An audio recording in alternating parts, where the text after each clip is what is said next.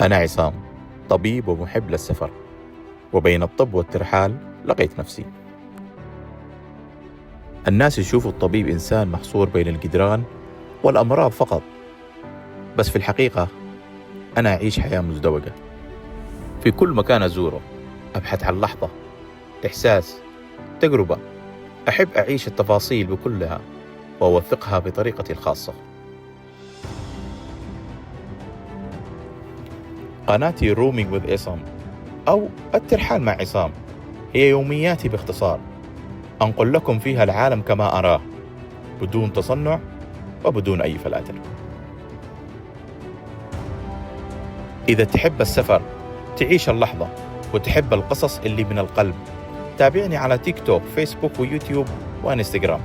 خلينا نبدأ المغامرة سوا.